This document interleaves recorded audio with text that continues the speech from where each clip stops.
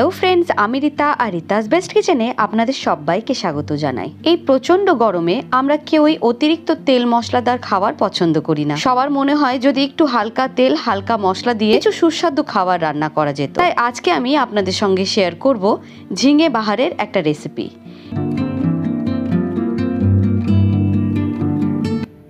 ঝিঙে বাহার করার জন্য প্রথমেই আমরা এখানে প্যানের মধ্যে বেশ কিছুটা সাদা তেল দিয়ে দিলাম।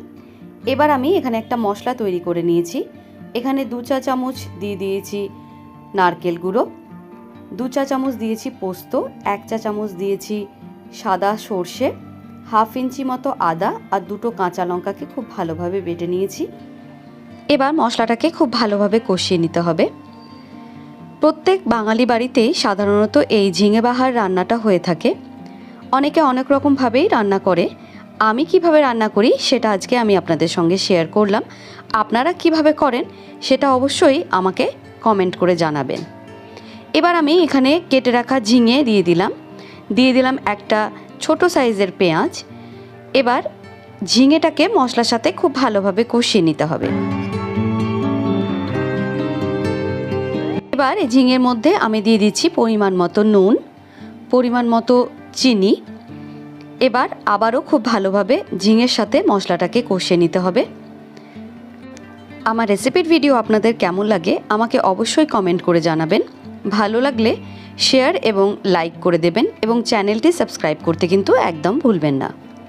এখন ঝিঙে থেকে অল্প অল্প জল বেরোতে শুরু করেছে। এই মুহূর্তে একটা ঢাকা দিয়ে আমরা ঝিঙেটাকে সেদ্ধ করে নেব।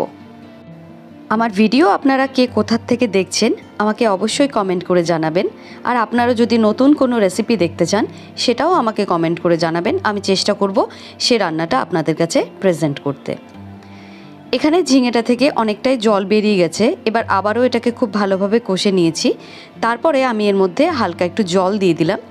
জল দিয়ে কিন্তু খুব ভালোভাবে নেড়ে নেব। এখানে আমি ধন্যবাদ জানাতে চাই হক মঞ্জিল জামিয়ানগর থেকে আমানত জামানকে আমার সাথে থাকার জন্য এবং আমার রেসিপিগুলো দেখার জন্য। আশা করছি আপনারা এভাবেই আমার পাশে থাকবেন এবং আমাকে সাপোর্ট করবেন। দেখুন এখানে আমার ঝিঙের থেকে জলগুলো পুরোটাই শুকিয়ে গেছে। এই মুহূর্তে আমি 2টো কাঁচা লঙ্কা চিড়ে দিয়ে দিলাম। লঙ্কাটা দিয়ে আবারও 1 মিনিট মতো কুক করে নিতে হবে। এখন আমাদের ঝিঙে বাহারের রেসিপিটা একদম কমপ্লিট। এবার আপনারা এটাকে গরম গরম ভাত বা রুটির সাথে পরিবেশন করুন। আশা করছি আপনাদের খুব ভালো লাগবে। আমার আজকের এই রান্না আপনাদের কেমন লাগলো আমাকে অবশ্যই কমেন্ট করে জানাবেন। ভালো লাগলে অবশ্যই একটি লাইক করবেন এবং চ্যানেলটি সাবস্ক্রাইব করতে একদম ভুলবেন না। তাহলে দেরি না করে আপনারাও চটপট তৈরি করে ফেলুন আজকের এই ঝিঙে বাহারের রেসিপিটা। আমার সাথে এতক্ষণ থাকার জন্য আর রেসিপির ভিডিওটি সম্পূর্ণ দেখার জন্য অনেক অনেক ধন্যবাদ। ভালো খান, সুস্থ থাকুন।